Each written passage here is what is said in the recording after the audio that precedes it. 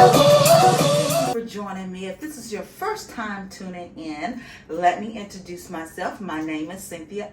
I am the creator and the founder of Crowns of Glory Collections. Thank you for joining me. If you're having problems with your hairline on your wig and you still cannot figure out how to get that natural, realistic hairline that you've been wanting, you want to stay tuned for this video. Okay, so I'm gonna go over some really simple tips that you could do every single time. If you go by these steps, you're going to be able to create the realistic hairline that you have been wanting. Okay, so the first thing that I like to do, I've already pulled my hair out around my hairline, so that's already done.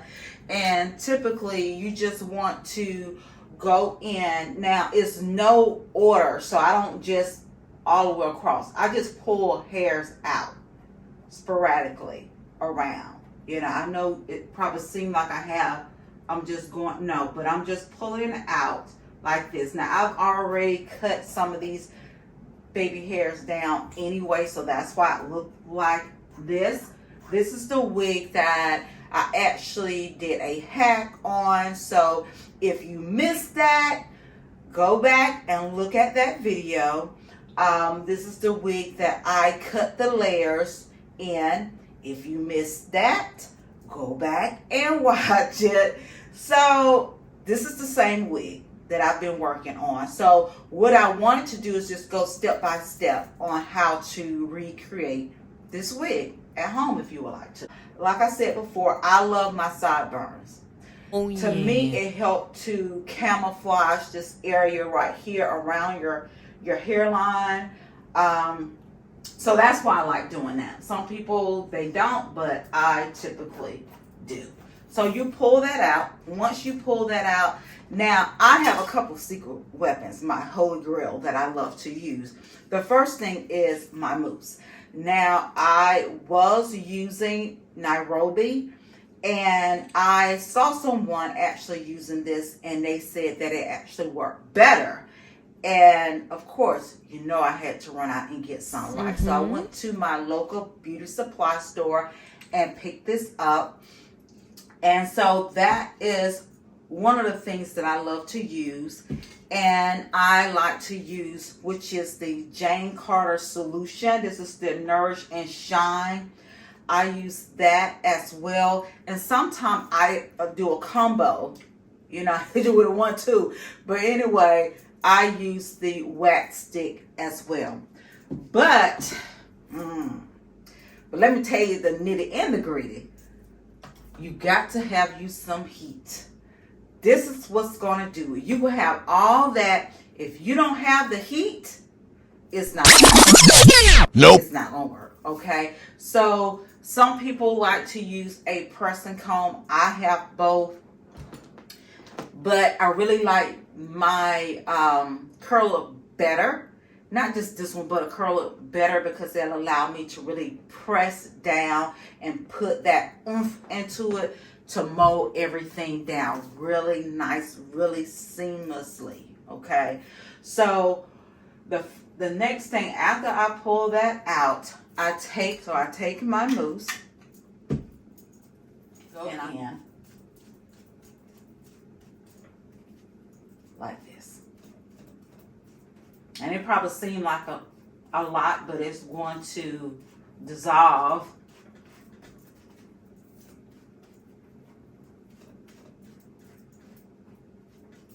And I put some to make that go back to the wig as well.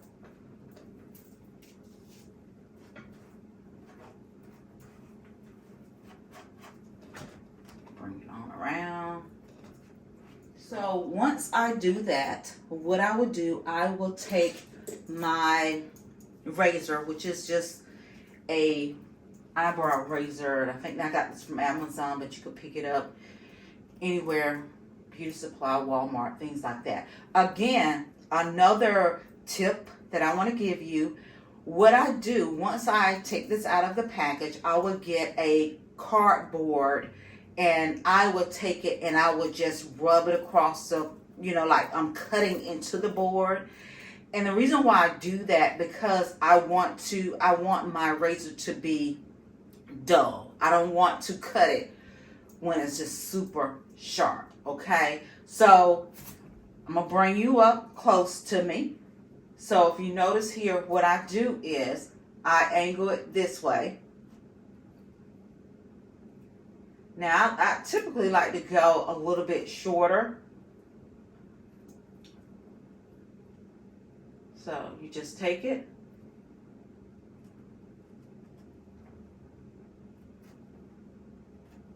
All the way around.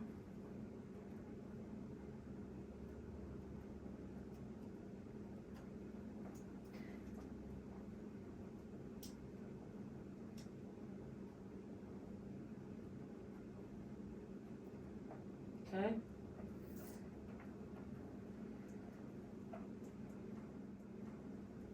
See here, I have my sideburns.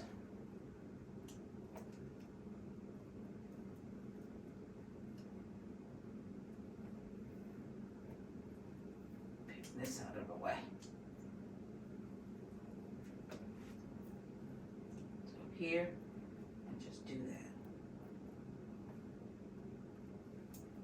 Okay, let me turn it over. Around here, let me cut this down just a little bit more.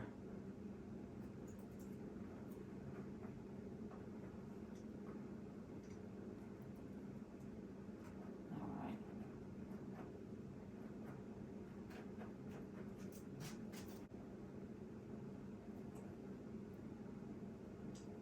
I did a video on this a while back, but the video really didn't turn out as well as I wanted it to, so I didn't want to present that to you, so I wanted to do it again. Okay, so I got everything cut down as you see here. So I got everything cut down the way that I want. And sometimes, guys, you could go in and do it, as you know, if you want something to be a little bit shorter, or you like your hairs to be a little bit longer, don't go so short. But this works for me, okay, to give me that natural hairline. Now, this, again, this is not for the swoop and the baby hairs and all that. That's not what I'm doing. This is for a realistic natural hairline like this, okay? That's what I'm doing. So that's what I'm showing you. Now, on another video, if you would like for me to show you how I do the swoops and all the little things that people like to do, I can show you on another video, okay? So the next thing I want to do, I'm going to take my wax, go around, put it up into the wig as well.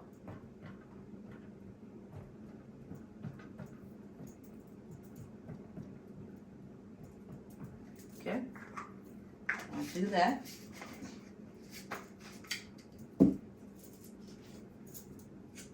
Just like to comb everything through. Just comb it through. See, that's a little bit of another hair sticking out there.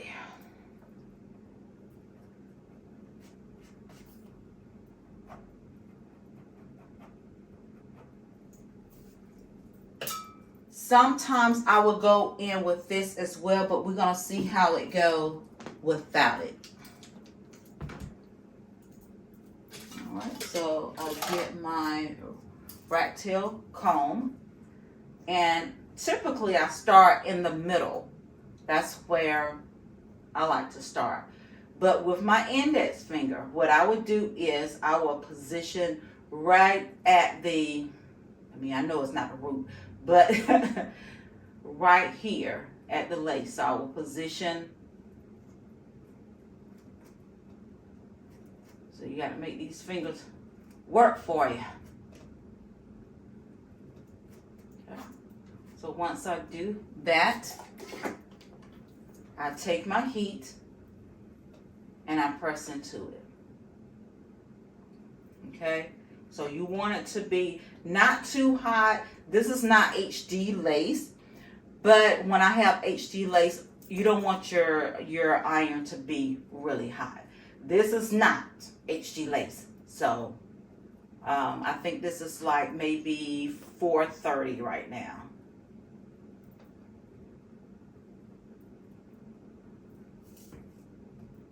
Go into it. Take my comb again.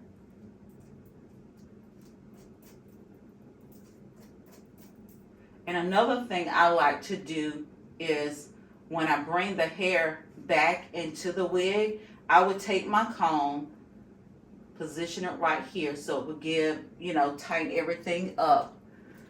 And I would take this and then I would press into it as well. Now, my comb is heat resistant, so it's not going to damage it. Okay.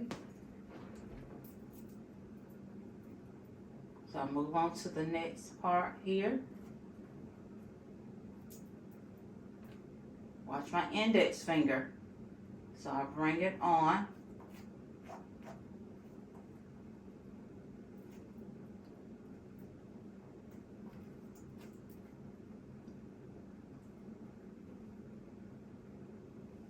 Place that comb right there. And then with my heat, the heat is your friend when you're trying to mold that hair down. Your hairline down, okay?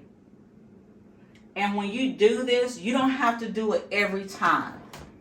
When you do this, typically it's going to last until you shampoo it a lot, unless you wear your wig every single day. See, I have so many wigs, I'm changing it up. So I could do it today and it'd be weeks before maybe I have to do it again. So if you do it really good and get everything nice and flat, you shouldn't have to do it every time you put your wig on. Now I'm just going back to flatten everything out. Okay. So I'm going on around. That position of your index finger is very important. And sometimes I use my thumb, but you need to hold on to it a little bit until you get that comb in there. So now that comb is right there. I'm gonna bring my heat.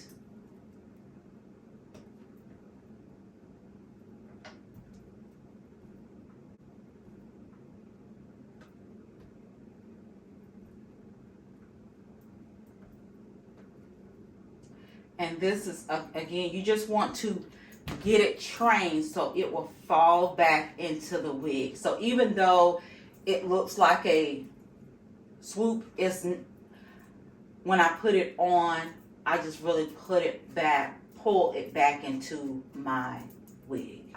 Okay, so I'm just training it. So, but you can make your swoops just like this to train everything to lay down. Okay. Okay. Take my heat again. And you want to, you want to put some pressure on it. You don't want to be timid with it. You really want to put some pressure on it and just kind of hold your wig block like this as well with your other hand. But you want to really put some oomph into it.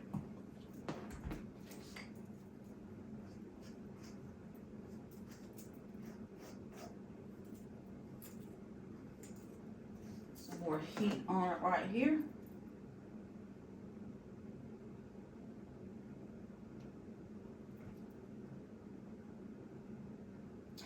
And if you want your sideburns to be a little bit longer, just don't cut as much off as I've done here. Another thing with my sideburns, sometimes I do this if it's just hard for it to really lay down. I would get my flat iron and I would bend it. I have a really small, flat iron, so I would do that as well. So we're going over to the other side.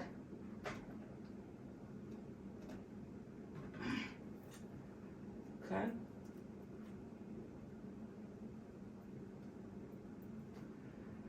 I'm not trying to get both sides to look like identical twins, but they need to be really close sisters, okay?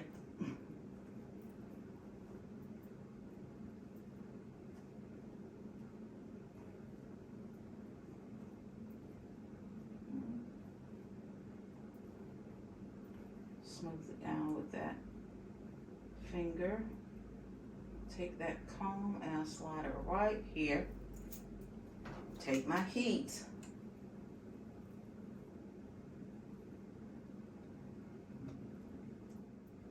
I've had this curling iron for not even a year. And I think I'm going to do a review on it because, as you know, they are really expensive. So everybody was raving about it, so I decided to bite the bullet and purchase one. So I'm gonna let you know how I feel about it. Oh yeah. So that. Go to the next.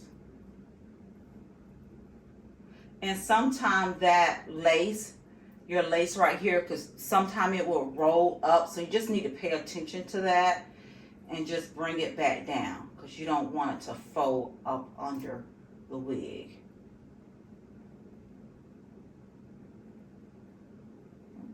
Take my heat. Just like that.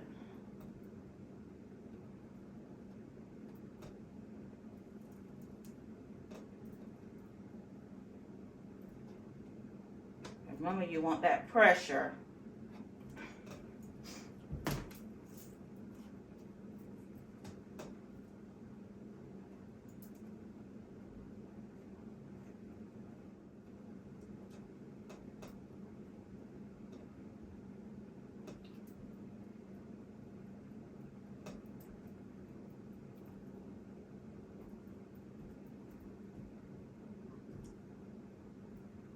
And if you're kind of scared if you're going to mess your lace up, just lower the temperature on your flat iron or on your pressing comb.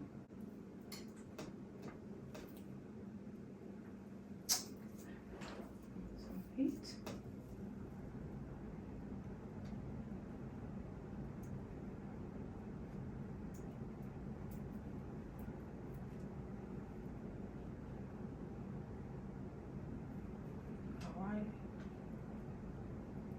Again, if you do it correctly, you won't have to do this all the time. You shouldn't have to.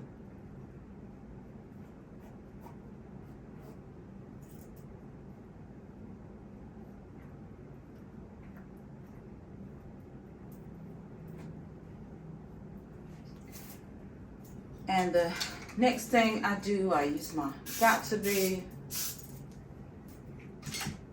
I take it, kind of smooth it in it, comb into it like that.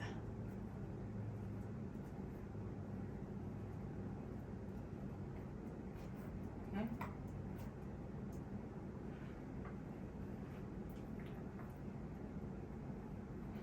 So if you like a natural hairline, so once I put this on, again, usually I take my brush, my edge brush, and I just smooth it back into the unit. Sometimes I take some hairs and I pull it out like that, you know, just sporadically, because you don't want it to be like, oh, it's so, no, you want it to look natural. Your hair is not, doesn't grow like that naturally. So you just want to pull some out a little bit. You probably want to cut them down a little bit more once you get it on your client head or your own head.